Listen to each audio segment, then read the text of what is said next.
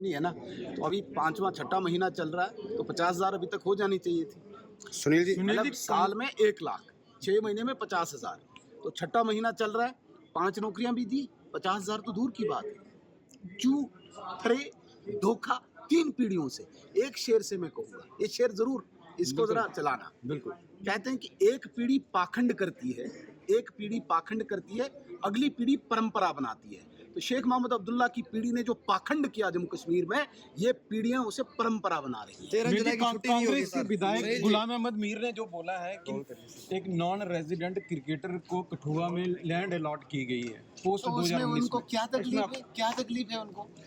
देखिए, जम्मू कश्मीर में 370 जब तक यहाँ पे था, जम्मू कश्मीर के सरकारी नौकरियों में सिर्फ 5% नौजवानों को नौकरी मिलती है। 3%, 3.5% प्रोटेक्टेड थी नेशनल कॉन्फ्रेंस के लिए, एक पर्टिकुलर रीजन के लिए। 1-1.5% रखी थी इन्होंने बाकी लोगों के लिए, बाकी वर्गों के लिए। उस 1.5% और 3.5% को जमा करके 95% नौजवान उनके लिए क्या था इनके पास? 5% तो सरकारी नौकरियां ले रहे हैं, हम नौकरियां सिर्फ गिनते हैं सरकारी नौकरियां। 95% को आप क्या दे रहे हो? उसके लिए इंडस्ट्री चाहिए, उसके लिए इन्वेस्टमेंट चाहिए, उसके लिए बड़े हाउसेज चाहिए, यही चाहिए ना। क्रिकेट इसलिए नौजवान हमारा बेंगलोर जाता है, इसलिए नौजवान हमारा हैदराबाद जाता है, मुंबई जाता है।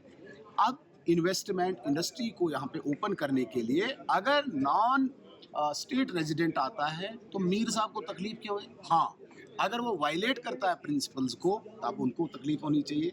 वायलेट मीन्स कि जो आपने नॉर्म्स है, जो आपके रूल्स है, रेगुलेशंस हैं, उनको वायलेट किया है तो स्पेसिफिक आप बोले कि इस रूल को वायलेट करके नॉन स्टेट रेजिडेंट आया है। ठीक है सर, अगर इन्वेस्टमेंट आ रहा है तो उन्हें तकलीफ नहीं।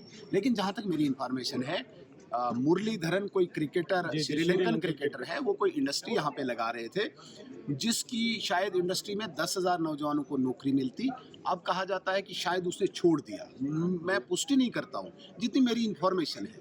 लेकिन तकलीफ मुझे इसलिए हुई, जिस इंडस्ट्री में 10,000 नौजवानों को नौकरी मिलती वो भी अब नहीं मिलेगी। इनको कुछ और तकलीफ है। जो पाकिस्तान से आते हैं उनकी तकलीफ नहीं है इनको, जो हथियार लेके आते हैं कश्मीरियों को गोली चलाते हैं उनकी तकलीफ नहीं है इनको, जो यहाँ पे आतंक फैलाते हैं उनकी तकलीफ मीर साहब को नहीं है, क्योंकि उनकी पार्टी घुटनों के बल उनके सामने झुकी रहती है। तकलीफ है जो इंडस्ट्री लाए, जो नौजवान के लिए रोजगार लाए। मीर साहब को दर्द छलकता है, तारिगामी साहब को दर्द छलकता है। एक भी बार इतनी प्रोसीडिंग्स में रहे होंगे मेरे से पहले भी, कहीं पे भी इन्हें खड़े उठ के ये नहीं बोला कि पाकिस्तान से नॉन स्टेट रेजिडेंट आतंकवादी आया, बोला कभी? नहीं बोला ना। तकलीफ मुरलीधरन की है, इंडस्ट्री लगाता, नौजवान नहीं लगने चाहिए इनको। नौजवान एक फैक्ट्री है, कांग्रेस एनसी को पत्थर दे दो, लगाओ इनको सड़कों में। ये एक फैक्ट्री है, ये फैक्ट्री बंद नहीं होनी चाहिए कोई इंडस्ट्री आने से, इसलिए तकलीफ होती है।